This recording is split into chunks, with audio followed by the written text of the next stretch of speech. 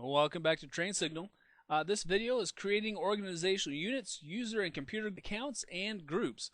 I was trying to think of a good subtitle for this one, but I think the title pretty much says it all. So let's just go ahead and jump on into what's covered in this video. We're going to start off with a kind of a part 2 of the DCs are up and running, and I want to talk with you about what our next steps are, which are going to be basically creating stuff in our Active Directory. We're going to start off with OUs, also known as organizational units, and then talk about how to create user accounts. And I'm going to talk with you about the long way and then a shorter way.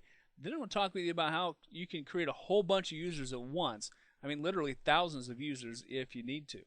And then we're going to talk about computer accounts and why you need those in there, just so you know you don't really have a choice. Right? So we're going to take a look at how to add that in there. Then we'll talk about the differences between OUs and groups. I'm going to show you how to create groups and how to add users to them. So that's what's on tap for this one. So let's go ahead and jump right in. All right, so again, the domain controllers are up and running. What do we do next? Now that we can access that DC1 server remotely, we're going to populate it. And populate is just a fancy word that means put stuff into a space, i.e. what we're going to be doing is we're going to be adding in objects to our Active Directory. And we really have the brain already set up. We have the two domain controllers going, but let's face it, it's not particularly usable yet because the only people who have access to it is, well, me. And that's it. All we have is an administrator account. And we have one client. And that technically is a network, but not particularly usable. So we're going to be adding in organizational units, user accounts, computer accounts, and we're also going to be adding in groups. And we're going to be accessing DC1 via remote desktop to add in all of our objects. Now we're not going to put these over on DC2 because remember how we talked about the domain controllers need to talk to each other and they need to update each other. So we're going to let replication take care of that for us over onto DC2. Now, what we're going to be building in terms of the GlobaMantics AD structure, we're going to start off very simple. We've already created the domain administrator account, and just in case you're wondering, that's you. All right, that's what you always start off with. And then we're going to be creating one folder called New York OU. Now, this folder is going to also have other folders in it, NY users. So we're going to create this NY users OU, and then we're going to populate that folder with 25 user accounts.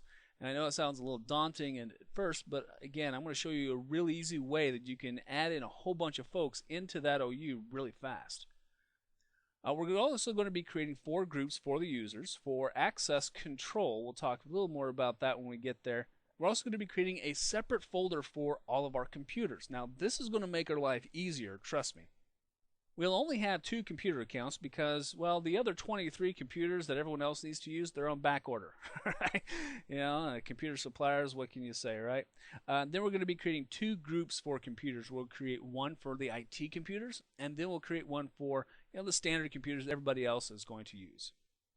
So at the end of the day, I want to just kind of bring us back here to our domain structure. Everything that we're going to be creating is going to be in this globamantics.com domain.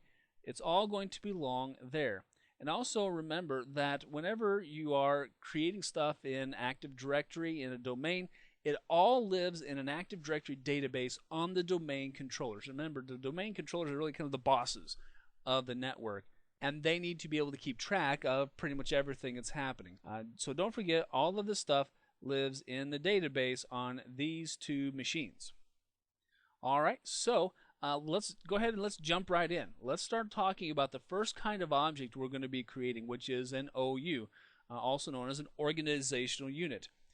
It's really a pretty simple concept. If you want to think about it, it's a container or just a folder that holds AD objects like user accounts, computer accounts, groups, the basic core stuff of Active Directory.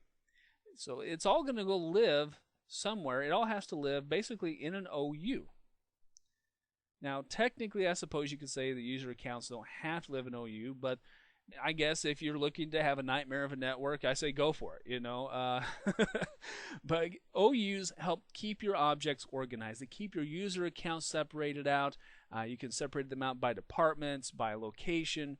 There's all kinds of ways you can do it. but they're also used to control what users can and can't do, among other things. And the nice thing about OUs is that you can also use them to pass the buck. You can use them to give responsibility to another administrator over a particular section of your users or your computers. So we're going to talk about that in a completely different video, though, in this series, but I just want to kind of give you a quick overview of what an organizational unit can do.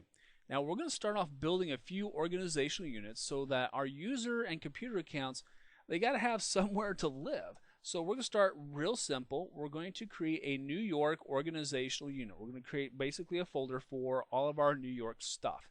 Now, later on down the line, just so you know, we'll probably break this out a little more, but we'll start easy and simple and work our way up.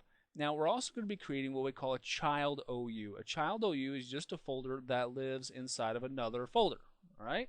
So an organizational unit that lives in another organizational unit. Pretty simple concept. Don't get too confused by the term child OU. It's just an OU that lives inside of another OU.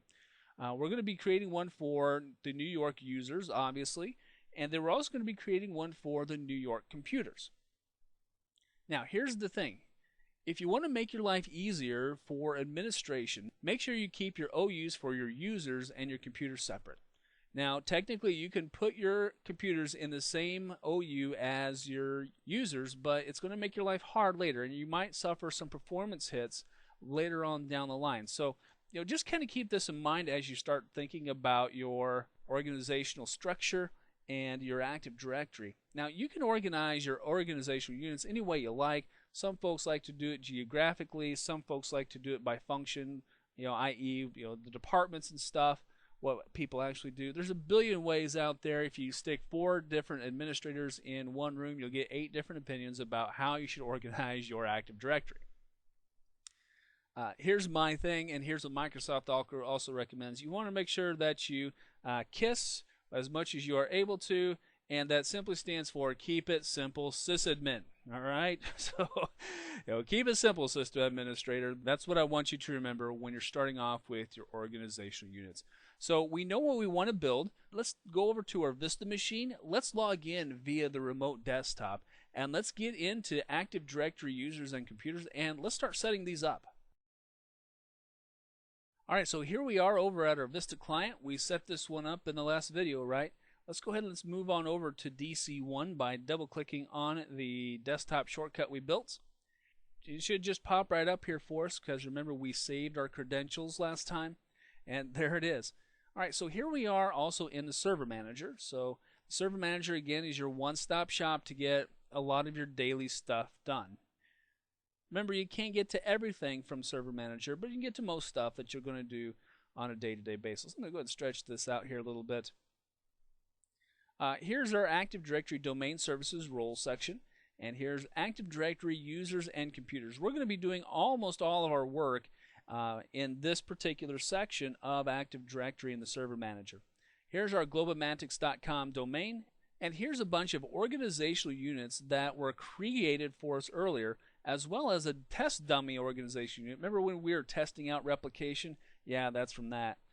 Now we have some users that are already built in. Let's take a quick look at those guys here. We have a whole bunch of groups that are set up here for us. We have a guest account, and we have our SuperCoach administrator account that we renamed in a previous video. So in terms of users, what do we got? We got 2. We got the administrator and the guest. Normally, the guest account is disabled by default. Let's go ahead and let's right-click on it. Let's go to properties. Let's double-check and see if that guy is actually disabled or not. We're going to go to the account tab here. And now here in account options, I'm going to scroll down here. You see where it says account is disabled. That's a good thing. Generally speaking, especially on the server and in a Windows network, we always just disable the guest account unless we have a really good reason not to. It's one of those little security things that you want to kind of keep in the back of your mind as you're setting one up. All right, so we're going to be creating our own organizational units. This stuff that has been pre-built for us, that's all fine and good, but there's only so much that we can do with these. So we're going to go ahead and go here to Globomantics, clicking right on it. I'm going to right-click on Globomantics, go to New, and then select Organizational Unit. Yeah, it's that easy. You just right-click. And now let's go ahead and create our New York OU to start off with. And you'll notice here that the protect container from accidental deletion is checked. I'm going to go ahead and tell that okay. And that little guy is, little check mark is exactly what it says. If I tried to delete it right now, I'm going to hit the delete key while New York OU is selected. It's going to ask me, are you sure you want to delete it? Yeah, sure, I'm sure. It's going to say, no, you can't do that. All right, well, that's neat. And the reason for that, again, is because we had that little protect from accidental deletion check marked. Now, if I wanted to delete this OU, there's something specific that I need to do in order to get to that property where I could turn off that protect from accidental deletion. I need to go here to the View menu and select Advanced Features. Now, Advanced Features just gives you a whole bunch more options that normally aren't there. All right, so you see that we even have some extra OUs in here, like Lost and Found and such. Well, let's go ahead and let's right-click on this New York OU now. Let's go into its properties. And now let's go to the Object tab. In the Object tab, here it is, Protect Object from Accidental Deletion. So if I uncheck it, tell it OK, now what I can do is I can select New York OU, I can hit the delete key, I can tell it yes, and now it just goes away. Okay? So if you need to delete something but that Protect from Accidental Deletion is turned on, remember you have to go to View and Advanced Features first. I'm just going to go ahead and leave Advanced Features on for the time being because I like to have all of my tools out in front of me. I don't like to have to go searching for stuff when I need it. Alright, so let's go ahead and let's recreate now that New York OU by right-clicking on Globematics, going to New, and going to Organizational Unit. And once again, we'll just do this real quick. New York OU, making sure that Protect Container from Accidental Deletion is checked and telling it OK. Alright, so here he is. And now we're going to be creating two more, right? We need one for the NY users and one for NY computers. Now, when I have New York OU selected here, in the middle window, it shows me what's actually in that particular container or that OU. I'm going to right-click here inside of this OU, New York OU, select New, and select Organizational Unit. Now we're going to create our NY Users folder, and I'm going to make sure that this guy is checkmarked again, telling it OK. And now you see here that the middle window has changed to NY Users. NY Users is now a child OU of New York OU. Right, let's create one more child OU, another folder that lives inside of a folder, right? By selecting New and Organization Unit here for the New York OU, and let's do NY Computers. Protecting the container from accidental deletion again and telling it OK. So now I have my New York OU. It has NY users and NY computers, and that's it. So creating OUs inside of this Active Directory users and computers section of our server manager is really a snap. I mean, you go in your right click, right? You name it and just make sure that that little protect check mark is there so that way you don't accidentally delete it at 3 o'clock in the morning after you've been running an 18-hour shift. All right, so why do I say that? Because I've done that. So moving on, our first section is completed. Our computers and user accounts now have somewhere to live. So now let's talk about creating user accounts. All right, so user accounts. We do want people to actually be able to access all of this hard work that we're putting into this right now, right? So you do want people to log in. You do want people to use the network, and that's what user accounts do. They allow users to access network resources. And without them, they're pretty much stuck. So just as a quick illustration here, let's say we have Stockbroker Billy, all right? And Stockbroker Billy says, you know, it's time to make some money. Give me some access to some stuff on the network. And so he logs in with his username and password. So he goes ahead and sends a request over to NYDC2. Now, why NYDC2? Well, Billy might happen to be on the same floor as NYDC2 instead of NYDC1. There's a variety of reasons why he might log in here. So NYDC2 says, you know what, hold up now, Billy, because I need to see if you have an account in Active Directory. And so NYDC2 thinks about it for a while, looks around in Active Directory and says, oh, hey, yep, I found it. It's all good. Now I'm going to give you access to your stuff because Stockbroker Billy has a user account in Active Directory and it's in good standing. So NYDC2 goes ahead and grants access to all of the network resources that Billy's account has access to. And that's what user accounts are all about. So let's talk about adding some users now. Here's the users that we're going to add.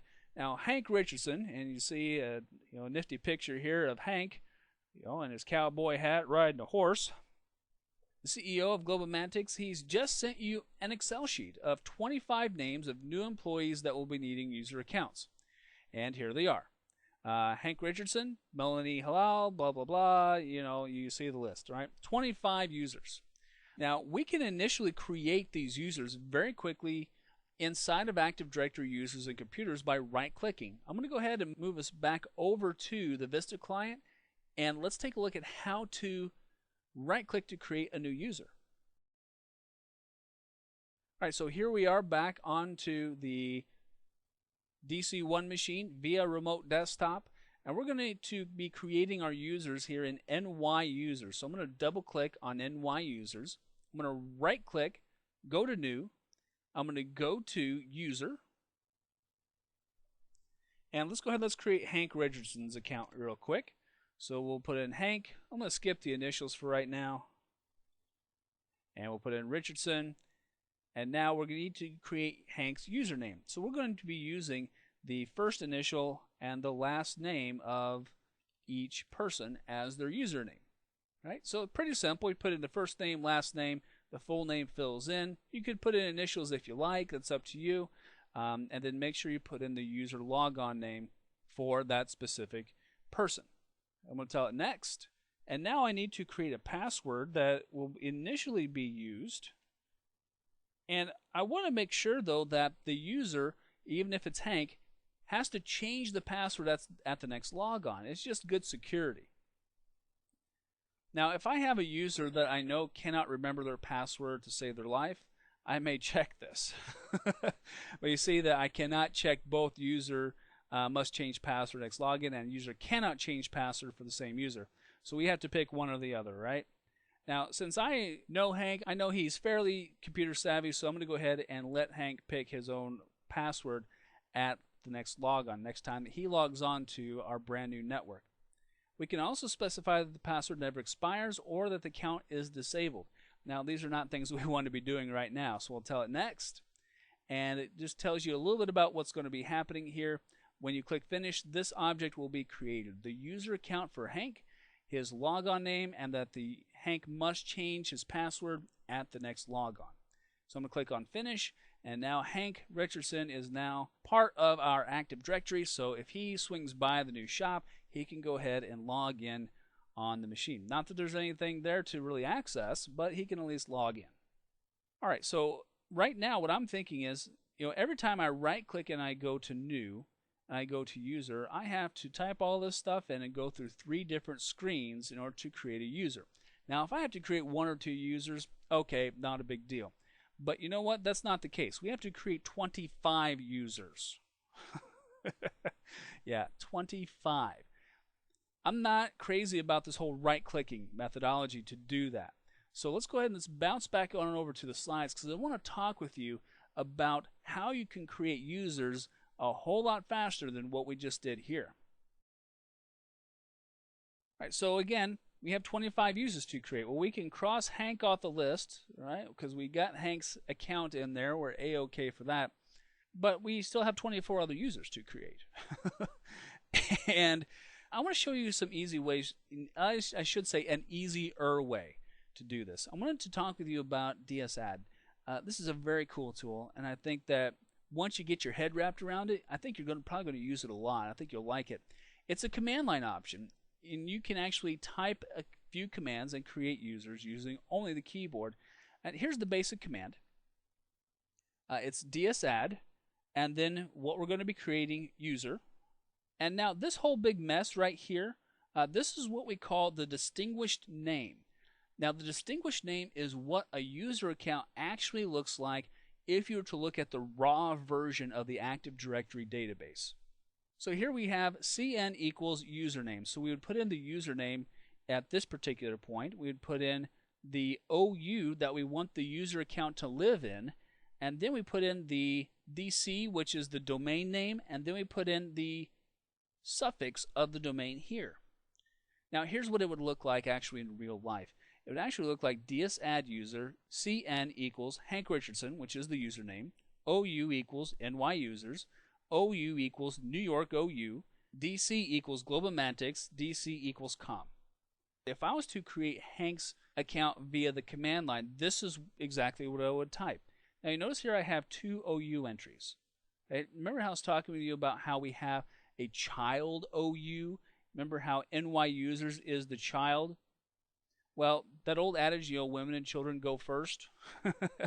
Well, in this case, child OUs go first in our distinguished name entry. Right? So we have the child OU, the parent OU, New York OU, and then we have the rest of the Globomantics.com name. Now I know it looks kind of like spaghetti initially, but it's going to take a little bit for you to get your head wrapped around it, but I promise once you do, you're really going to dig it, because here's the thing. We also need to add in some switches for first name, last name, password, must change password, all these things. Now these switches, let me point them out to you here. They're down here in red, and they're very, very simple. -FN stands for first name. -LN stands for last name. Then we have the dash, and it's kind of separated here, -PWD. The -PWD is password.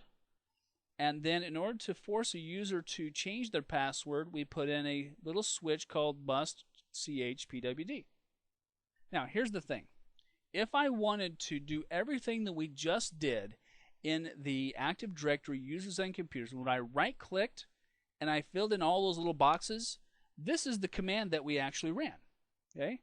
This whole dsadd thing. This is what we really did. So if I wanted to do this at the command line, I had to type in all of this stuff. So right now you're thinking, okay, coach, so if I don't want to do the right-click thing, I could type in all this stuff every time I wanted to create a user account? Well, yeah, that's one way you could do it.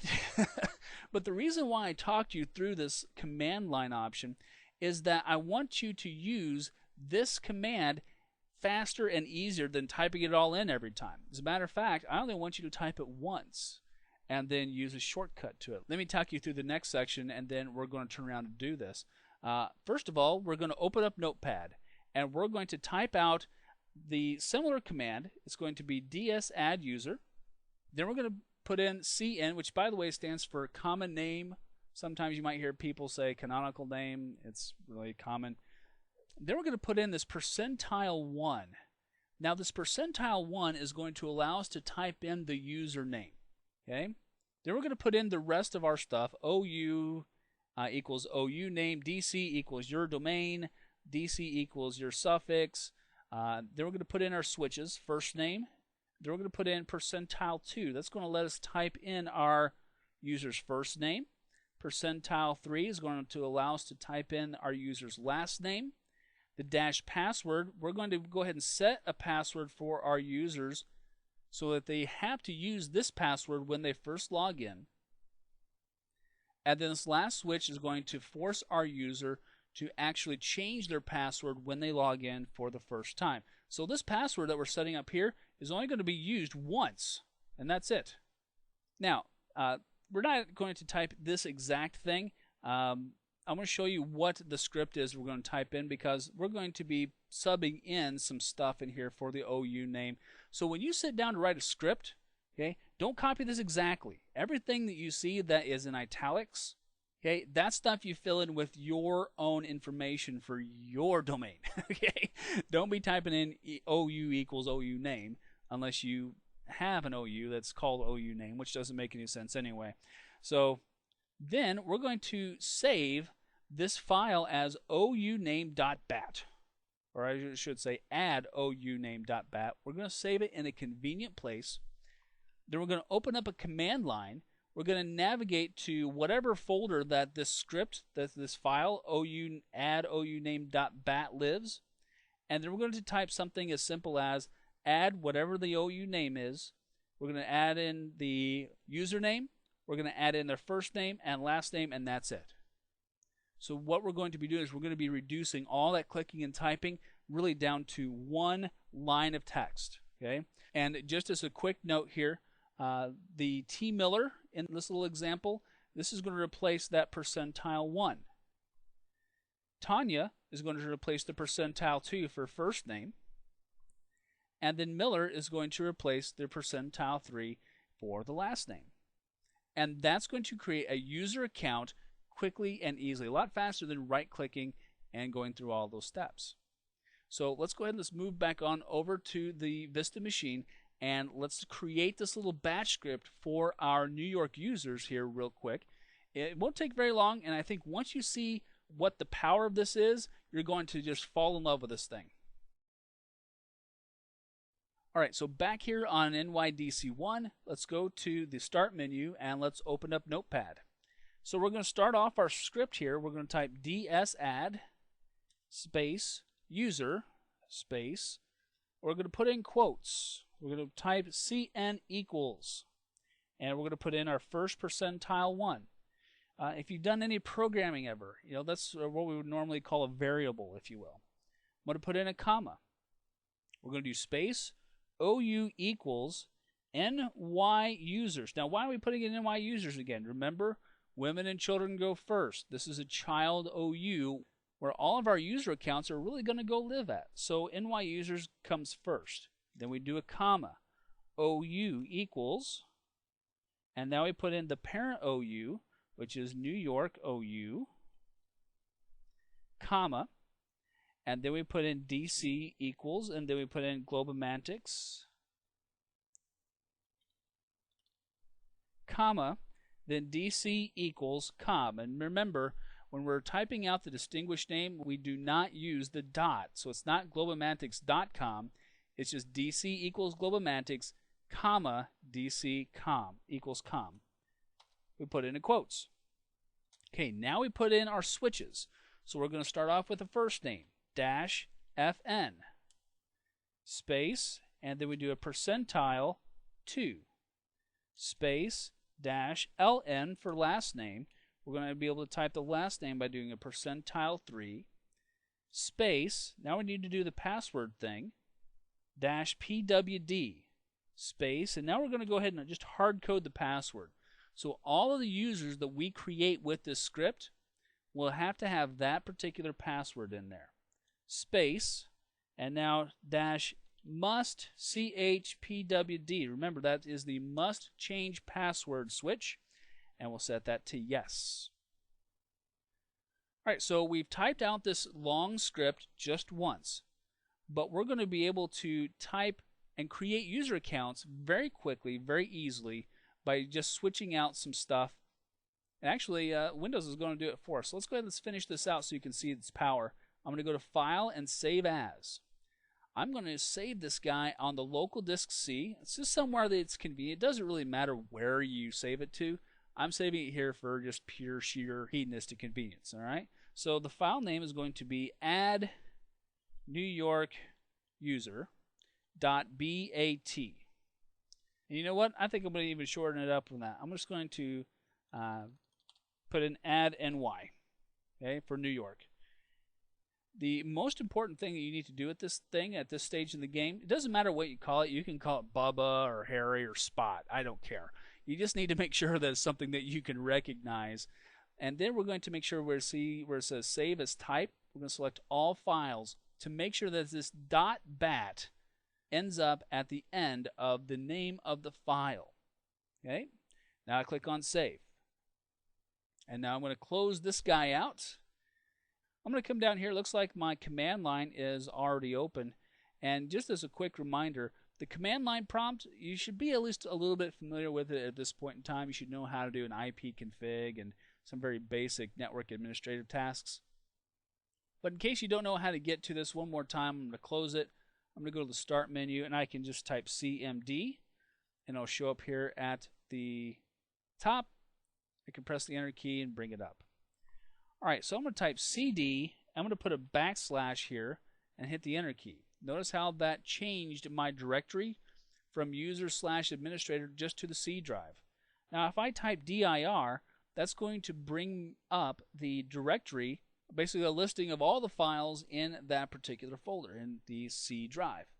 So you'll see here, here's my addny.bat file that I just created. Now check this out. Add ny space, and tell you what, let's just make up a user here real quick. So we're going to create test dummy, and we'll use that for the time being. We'll put in his first name, which is test, his last name, which is dummy, and hit the enter key. Now what just happened there is that file that we saved out as addny.bat, it took the stuff that I typed in order, test dummy, and then test, and then dummy, and then substituted in those values for where we had our percentile numbers. So test dummy here got substituted in for percentile 1. Test got substituted in for percentile 2 here for the first name. Dummy got substituted in for the last name. Piece of cake, isn't it? I mean, holy cow, can it be any easier than that? I mean, you could sit here, you could do this all day. Add ny space B Wayne, and we'll put in here Bruce Wayne real quick. Of course, we'll probably have to go in and delete all these guys after we add them because we need to add in some real users. Add ny space. Let's put in Zig Ziglar. Okay, so I mean, it's very easy. You know, you could type this stuff in all day. Oops, you know what? I kind of screwed that one up, didn't I? Because I didn't put in the username here because I forgot. That's what happens when I type and talk at the same time, huh? Here, let's do this. Z Ziegler. There we go. You notice here that the DS add failed. No value specified for last name. Well, I didn't actually finish it out, did I? So now I hit the enter key. There we go. DS add succeeded. Let's go ahead and let's move back here to the server manager. And notice that the only user that's currently showing up is Hank Richardson. But again, I'm going to press Fy at the top of my keyboard, and that's going to refresh the screen, and that's going to bring up the users that I've just created. It's going to redraw the screen to make sure that I have the most updated information from the Active Directory database. And there we have it, friends. It's really easy to use that little script. And by the way, this script is included with the course, so you have something to start with. And it's just a text file. It's not anything special. It's just a text file with .bat at the end of its name. All right, so that's one way to do it. But you know what? I'm still not convinced that I want to type in 25 usernames. Yeah, I know, it's kind of lazy, right?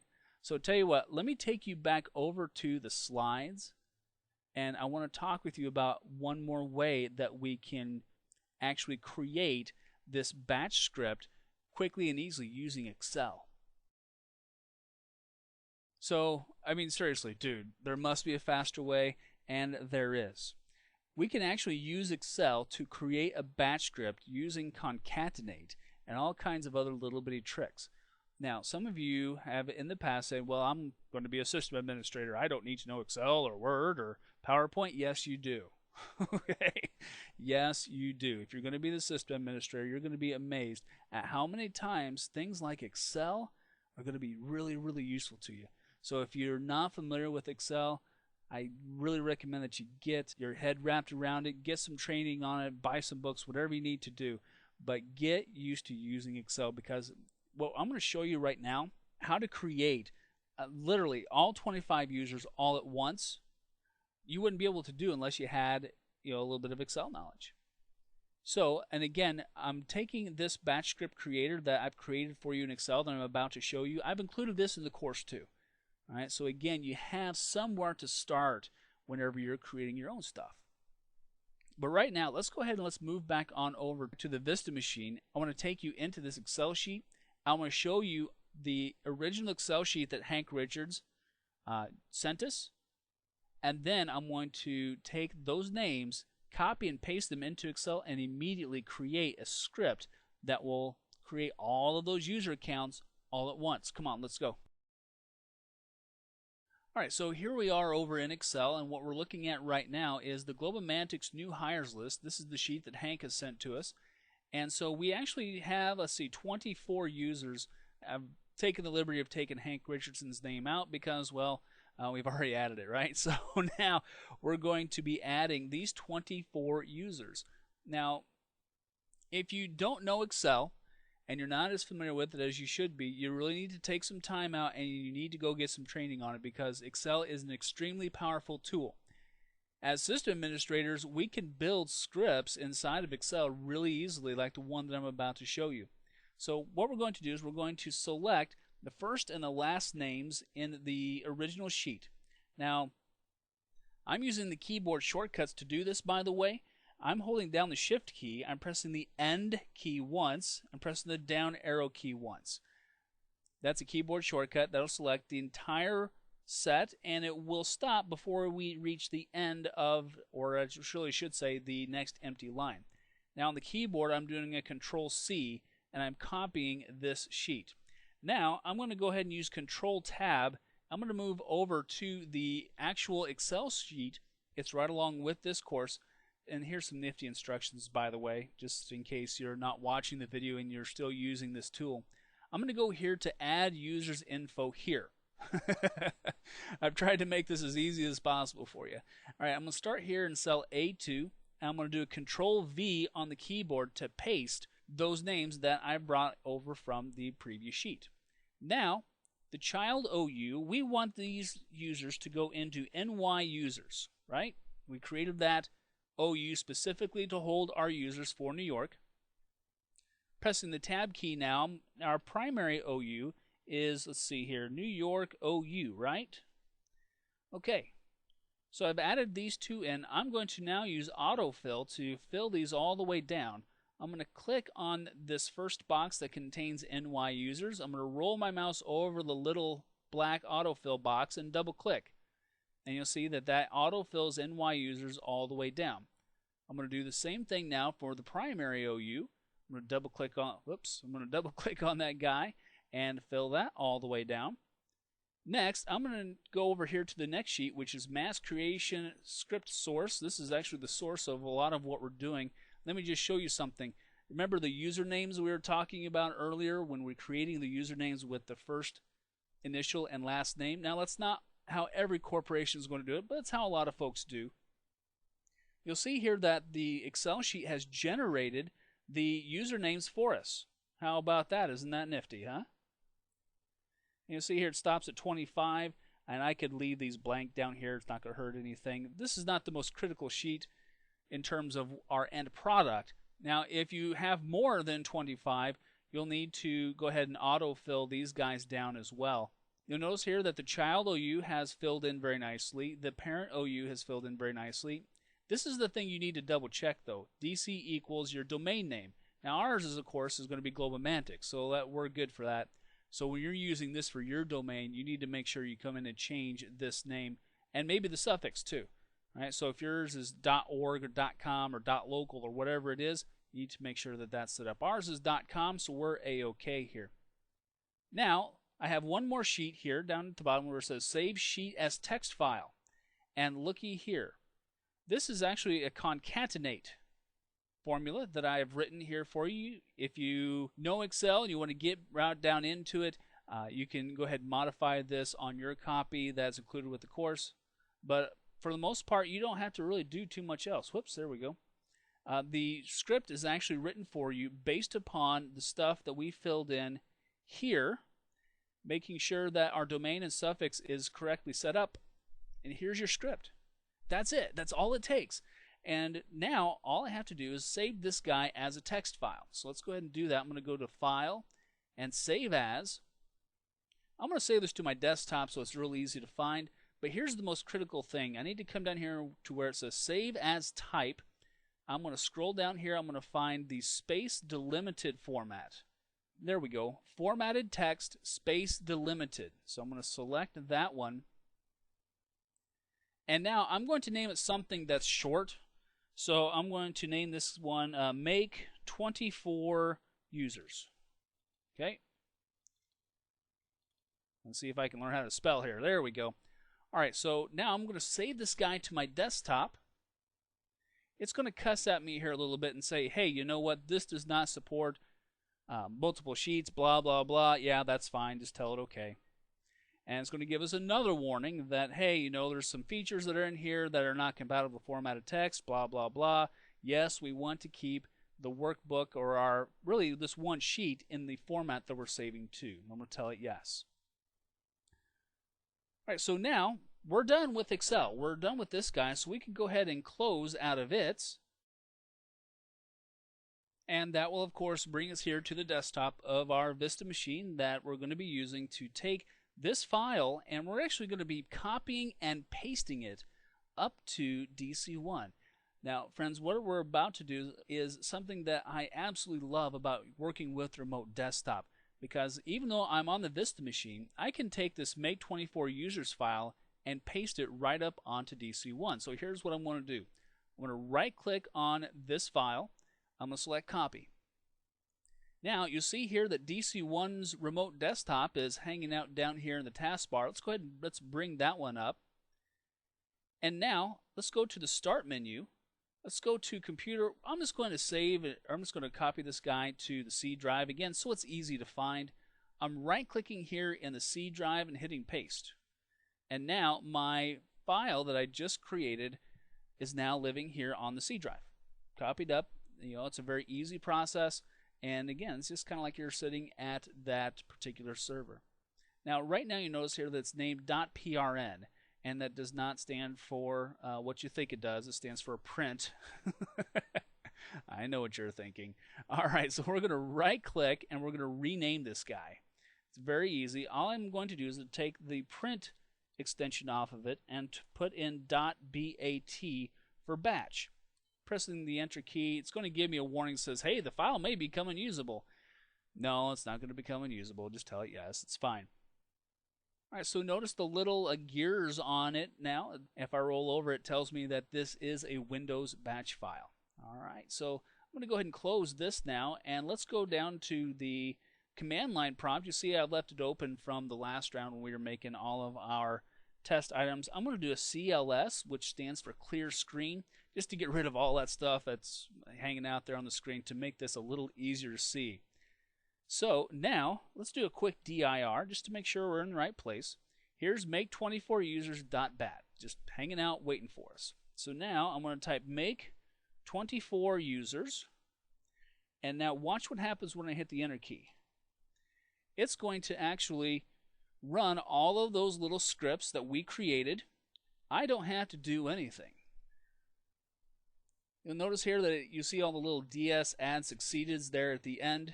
Whoops, looks like we had a few that were empty where we had DS add failed. That's no big deal because we should have Frida Smith as our last one. Let's see, Frida Smith. Yep, okay, we got them all.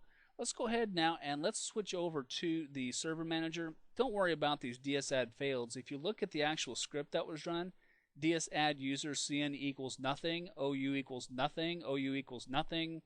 Right, those were just empty blank ones that I didn't delete out of my script. I should have went back and taken a look at it, but you see that no damage was done, and there are no users created from these 3 empty lines in the script. So no worries about that.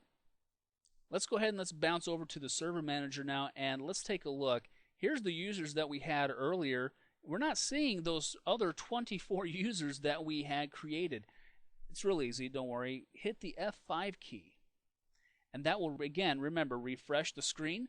And now we see all of the users that we have created, including Hank Richardson, which we created earlier, and those other Bruce Wayne accounts and Zig Ziglar, those dummy accounts we created. You know, we should probably delete those real quick. So here's what I want to do. I'm going to select B. Wayne. I'm going to scroll down here. I'm going to hold down the Control key. And I'm going to select the test dummy account, as well as the Zig Ziglar account, because those were, again, just dummy accounts. And now I'm hitting the delete key. It's going to warn me, and it's going to say, hey, are you sure you want to delete these? Yes, I am. Tell it yes. And now I end up with the 25 users that Hank wanted me to create, including one for himself. So, you know, that's it, friends. I mean, you know, I showed you how to create a whole bunch of users in a very, very short amount of time. So, after all that hard work that we did to create these 25 users, boy, yeah, Yep, that's just like a breaking a sweat, isn't it? All right, so now that we have users, let's go ahead and let's start talking next about the computer accounts that we need. All right, so keeping on track of your computers inside of AD is a really good idea, but here's the deal, you don't really have a choice. If you're going to have client machines out there on your network accessing resources along with users, they have to be registered in AD, and that's where computer accounts come in. Basically, they just allow AD to keep track of and control the computers in your network. There's not a huge amount that you do with them on a daily basis. However, there's a lot of great things that they can provide, which is access to the network. If your computer doesn't have an account in Active Directory, let's say you have a visitor that brings in a Vista laptop and tries to connect to your network. Unless that laptop is joined to your domain, that user will not be able to access anything in your network. It's a security thing, really. So, and another quick note, computer accounts, they still live in organizational units. Now, here's the really cool thing about organizational units in computers. You can install software to a huge amount of machines that all live in the same OU all at once. And that's way cool, especially when you have to do like little software patches and virus updates and all that good stuff. If you're doing that relatively manually, well, you can actually automate the installation of those little software patches via your Active Directory, computers and users. And as long as all of your computers are in that same OU, you might have to install it to several different OUs if you have many OUs that contain machines that need those software patches. But still, it's a whole lot faster than going around to, let's say you have 50 machines in your network. All right, 50 machines, not too bad. It'll take you a few hours. But you could reduce software installation time to all 50 machines to say, 5 minutes of your actual time. So there's some really good things. And by the way, we'll talk about how to do software installations and OUs and how all that works in a different video in this very series. But that'll come later on. So now when you join a computer to the domain, one quick note, you need to have domain administrator level credentials to do that. A computer account is automatically created in Active Directory. So in our last video, when we took that Vista client and we joined it to the domain, it actually automatically created a computer account for us. Now that's really the way you should do it, okay? But after joining the domain, you need to take that computer account that it creates and you need to move it to the appropriate organizational unit. Now here's the thing, you can create accounts manually. You can do the whole right-click thing and create the account, but it's not a good idea, okay? Just don't do it.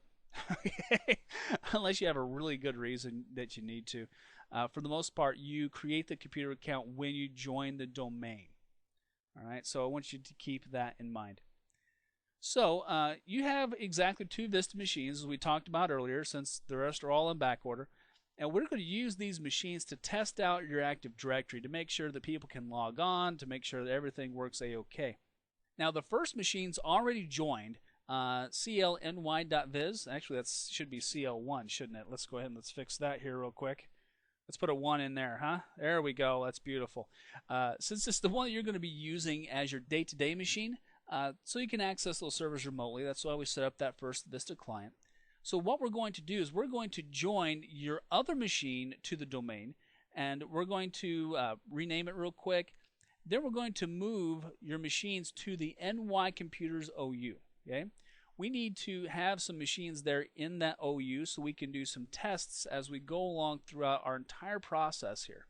So what we're going to do is we're going to go to a new Vista machine. We'll rename it CL2-NY-Viz, and then we'll join that guide to the domain. Okay, so here we are on that Vista machine, and you'll notice here that this is what it will become right now. Let's take a real quick look at what it's currently named. I'm going to right click here on my computer from the start menu and go into its properties. And we'll see here that it's currently named Godzilla PC. Not exactly the most dignified name, but hey, I was kind of working in a pinch. So we're going to go ahead and change the settings on this right now. We're going to click on continue. And we're just going to give this guy a real quick name change. And we're going to call him CL2-NY-Viz for Vista, of course. And we're not going to join it to a domain just yet because remember we have to have this new name first. We'll tell it OK.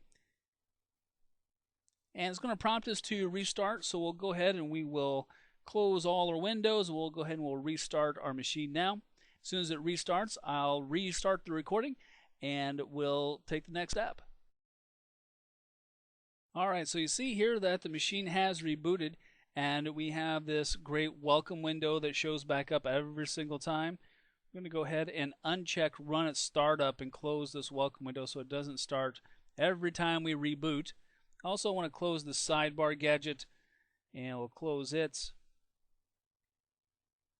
Come on now, there we go. Alright, so now we have renamed the machine. So let's go ahead and let's take a look. We're going to right click on my computer again, go into its properties. And it is in fact named CL2-NY-Viz. Now we're going to join it to the domain. And remember, when we join it to the domain, we're actually going to be creating a computer account in Active Directory. And we'll take a look at where those accounts are living at as soon as we get this guy named up here or joined up. We're going to go ahead and click on Change. We'll go to the Domain section, and then we'll type, of course, globomantics.com.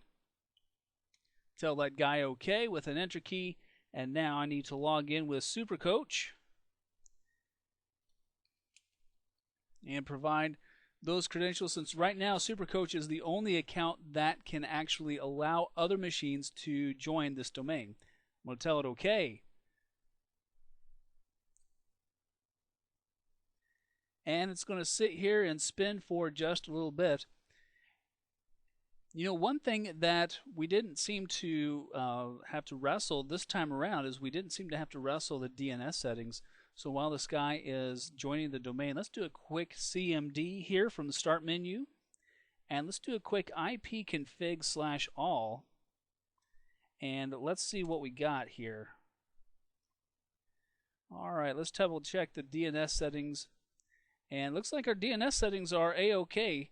So I guess our router guy must have gone in and repaired those settings for us. Okay, that's fantastic. And looky here, welcome to the globomantics.com domain. You'll notice this time we didn't receive that RPC server unavailable error. It's one of those things that happens kind of randomly and rarely. So we didn't have to worry about that this time. We can tell it OK. And now we still have to restart the machine though. So we'll tell this guy OK and close. And once again, restarting the machine again. Take a look at this machine again as soon as it reboots. And you know what, we might try to log in with maybe a Hank Richardson or one of those other new logins that we created here. Oh, it doesn't look, it looks like it's rebooting really fast. That's fantastic.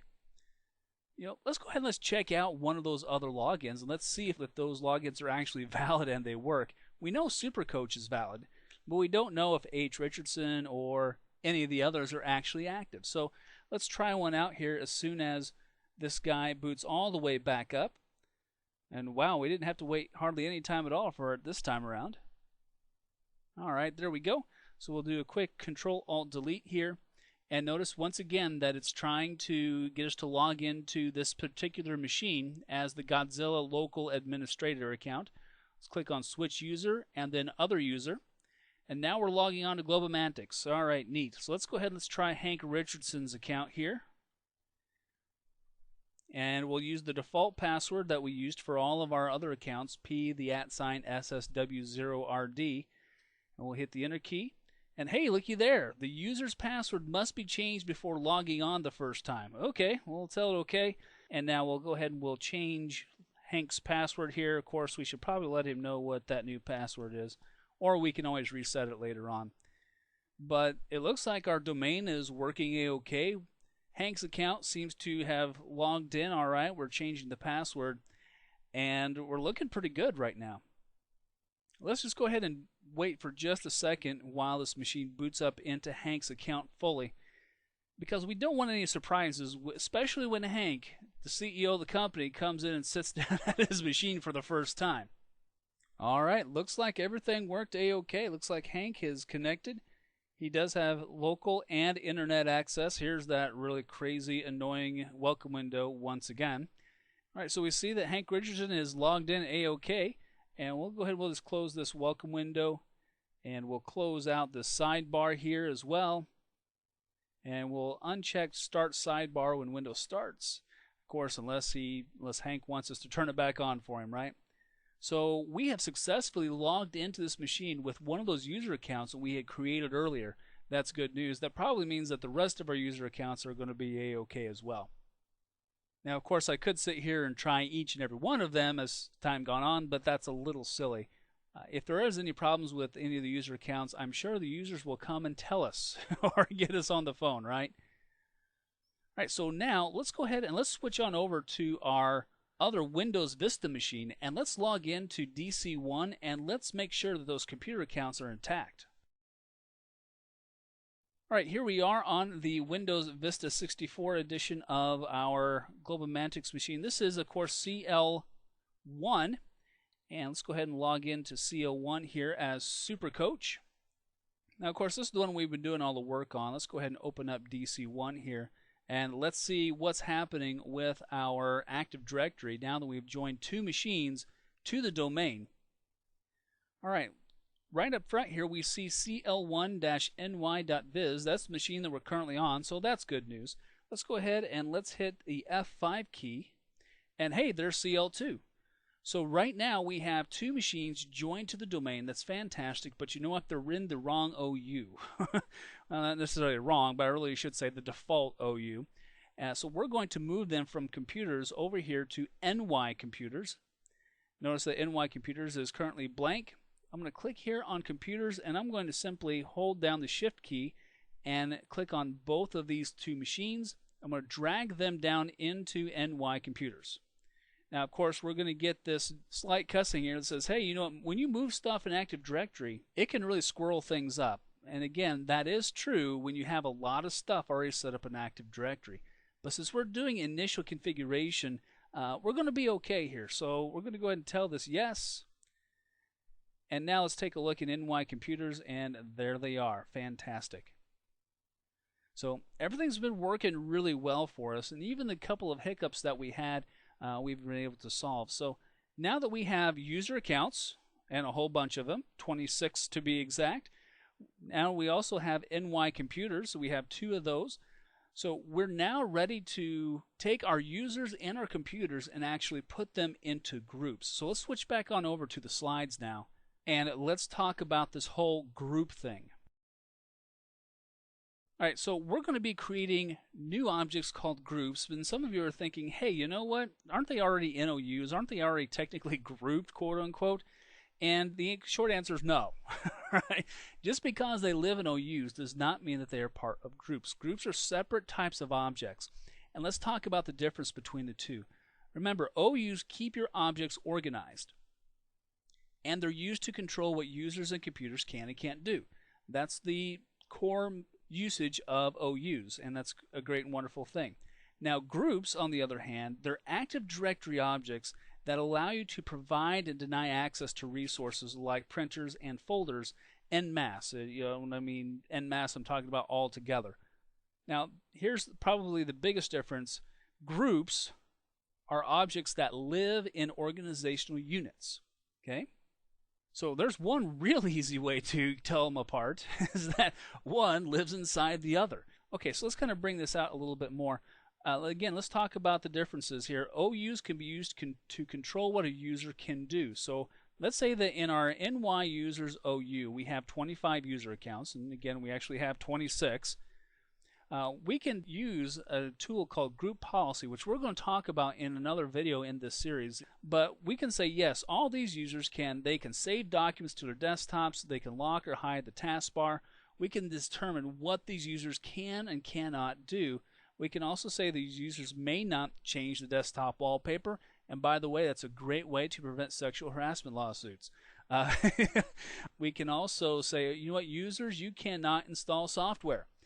That's a really smart idea, because if you've worked in and around IT at all, and you know I have, and I've seen what people do to their machines and the kind of software that they install, by denying access to install software, we can prevent a lot of virus issues, a lot of spyware issues, a lot of just bad software issues, software that can cause problems not only just on a particular machine but also throughout the network. Okay, so that's an OU. Let's talk about a group now. I want to kind of really bring this home to you because I really want you to understand the difference between the two. A group controls what a user has access to. So let's talk about shared folders and printers on a network now. If we have users that are part of the sales users group, we can say, all right, you guys get access to this shared sales folder and you can get access to this sales printer. All right, that's fantastic. But if you tried to get access to this shared operations folder or to the operations department printer, we can say no way. This way we can control which resources our groups of users have access to. Now, this is useful in a whole lot of ways. First of all, it prevents a lot of fights at work. I know it sounds kind of funny, but if you only have one printer and you have 8 departments that are all fighting over this one printer, bad things, man, bad things. But if we have multiple resources that different departments can have access to, using groups to control access to those resources can really help interdepartmental relationships. It can take a lot of strain off things. But also when it comes to dealing with sensitive documents, you don't necessarily want one department reading what the other department has, especially if that department is human resources. And the human resources department has a document containing everyone's salary information and all that other good sensitive stuff we have to be concerned about. So again, OUs organize and control what they can do. Groups control what resources a user has access to, or really a group of users has access to. All right, so let's talk about what we're going to be creating here. Your user accounts are created, they're living happily in the OU, and so now you need to create groups because we need to prepare for providing some access to different resources. We do have, at least at this point in time, 2 different departments in globalmantics.com.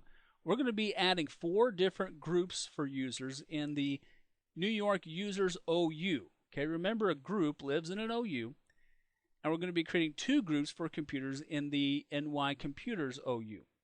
Now we can group users, we can also group computers. In the very next video, you're going to see some very direct consequences of what you can do with groups in terms of users. Now computer groups are still useful, but we use them less. But it's good to have them in groups because there's all kinds of security things that we can do with groups later on. But again, let's just take things step by step. What we're doing is we're creating the ability for us to start having a lot of control and management power over our network and our machines. So we're going to be creating these groups. We're going to be creating sales users, sales managers, ops users, and ops managers. And then we're going to be creating standard computers and IT computers. Now, standard computers are going to be what everybody pretty much in the company uses. IT computers, however, that's what us as the IT department are going to be using. We're probably going to be providing more access to these machines than these machines here. But again, we're going to tackle the whole giving and granting resources and what users can and can't do in additional videos in this series. Okay, but right now we're just creating the structure so we can make that possible. So let's go ahead and let's bounce back on over to the Vista machine that we were working with earlier, which is currently logged into DC1, and let's create these 6 different groups.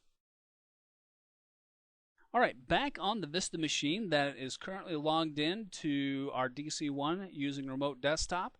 So let's go here to the NY Users OU, and we're going to be creating groups here. We're going to right click. Actually, you can just right click here on New Users. We're going to go to New, and we're going to go to Group and create a group right here in NY Users. So let's go ahead and let's start off with Sales Users. And we're going to leave the default options for these groups as they are for the time being. Later on in this video series, we're going to talk more about what these items mean. But for right now, I want you to understand that most of the time when you're in a small to medium environment, the default options are just fine. All right, I'm going to tell this guy OK, and that's going to create our sales users group. Let's go ahead and let's make another one here. Right click, New, and Group, and we'll do Sales Managers. That'll be OK. Let's do, we got 2 more, right? 2 more. We got sales users and sales managers, so we need to do our ops side. So we'll do ops users, and we'll also do ops managers. Now, by the way, you remember that whole DSAdd thing I was talking with you about? You can actually use DSAdd to do this exact thing as well. You simply use ds add group, and then you put in the distinguished name of the group. But we'll tackle that again later on in the course, so don't forget about that ds add thing. Okay, so here's our 4 groups we've created here in NY users. Now let's go to the computer side and let's make some groups here. Even though we only have 2 machines, we're going to be using these groups and these computers for testing. And so we are going to go ahead and set these up anyway, because we're going to be testing stuff as we build it, especially as the videos continue here.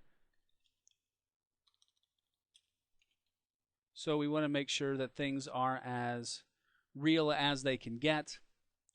All right, so now we have our 2 computer groups here. We also have our 4, where'd they go? Here they are, our 4 groups for our users. Now for the next trick. Okay, we need to place our users into the appropriate groups. Now here's how this is going to work. Let's start with the computers first. Okay, the computers are easy because there's only 2. Now we're going to start with CL1. We're going to right click on this guy and we're going to select add to group. Now we type in the name of the group that we're going to add him to IT computers, and now we'll check the name. Hey, it looks like it found it. If you see it underlined, that means it's good. We're going to tell it okay. All right, the add to group operation was successfully completed. That's neat. Let's do CL2 now. This is going to be our testing machine for our standard user. So as we do work and try to lock down the desktops and provide access to different resources for different users, we're going to be using this guy to test out our stuff with, so we'll add him to the standard computers group. And again, we'll check the name just to make sure we didn't mistype it and tell it okay. And looks like that was successful. That's fantastic. Now let's take a look at the properties of our groups. Let's take a look at first standard computers. I'm going to double click on this guy. I'm going to go to the members tab. In the members tab, it tells me who or what is a member of this group, who belongs to this group. And it looks like CL2 is. Fantastic. Now, I could also add additional computers here right now by simply clicking on the add and then typing in the name of that particular machine. Right? That's pretty neat. Also, we're going to talk more about this later on, but a group can actually be a member of another group. But that's a different video. Let's take her slow. I'm going to tell this guy okay. So adding our computers was really easy because there's only 2 computers and 2 groups. NY users, however, we have a lot of users. Okay? And so this one is going to be a little more interesting because we have 4 groups that they need to go into. Now, we need to go back and take a look at Hank's original email that he sent to us, but the process is exactly identical. So here's what we're going to do. We're going to pretend that we looked at Hank's document for time's sake, and we're going to control-click on multiple users. Okay? When you hold down the control key and select different users, you can select non-contiguous or users that are not right next to each other. Now, if you do shift-click, you select users between the 2 that you've selected. Okay, so if I start by selecting here on B. Altman and come down and shift-click on N. Califiano, I select everybody in between. But if I hold down the control key instead, I can select multiple users at the same time, but they don't have to be right next to each other. Alright, so what I'm going to do with these users here is we're going to add these users to our sales users group. So I'm going to right click on any one of them and select add to group. And now we're going to type in here sales users.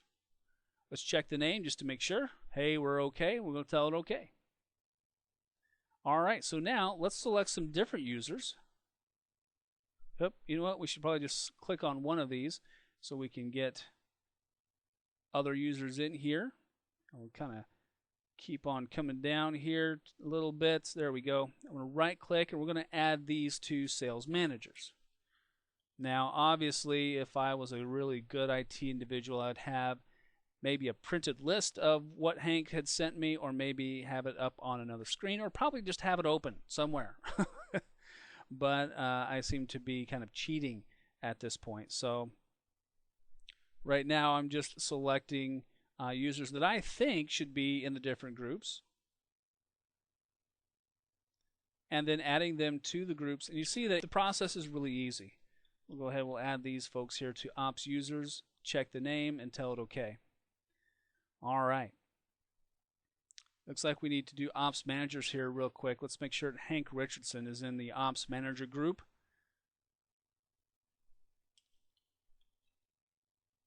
There we go. Check the name and OK. All right. So we've added users to our different groups. Let's go ahead and let's double click now on, let's do ops users. Let's double click and let's take a look at it. And here are the members that are part of the ops users. And tell it OK.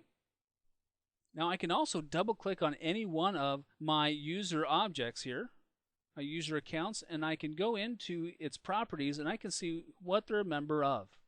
And it looks like this particular individual is part of domain users. And by the way, this is something that whenever you create a user account, you're always put into domain users. And there's not a really good reason not to be. But you see here that this user is also part of sales users, and that's good. Okay, we could add additional groups to this user account, though, if we wanted to. Or we could also remove. Now down here at the bottom, you see where it says Set Primary Group. There's no need to change primary group unless you have Macintosh clients or POSIX compliant applications. Unless you're dealing with a mixed environment, you probably don't have to worry about this too much, and you can leave the domain users as the primary group. All right, so our users have been placed into groups. Our computers have been placed into groups. So we're in pretty good shape. We know that our user accounts are most likely going to work because we did test out Hank Richardson. And so, friends, we're looking really good in terms of what we have accomplished so far in this video. So let's go ahead and let's mosey on back over to the slides and let's start talking about a little bit of a wrap up here. At the end here, this is what our network looks like now. Right? We have two machines, our two domain controllers hanging out over here. We have built our primary OU. We've built our network, or I'm sorry, our New York users and our user accounts. We have built groups for users. We have built NY computers as a child OU. We have added 2 computer accounts, and we have added those accounts to our 2 groups we have built as well. Remember, we're going to be using those for testing, building of this network all throughout this video series. All right, so to wrap up, here's some IT vocabulary that you need to know. And this is just basic stuff that we've already gone over. User account, you know that those objects allow users to access network resources. Computer accounts allow Active Directory to have security relationship with the computer, and it also allows you to control what a computer does on the network.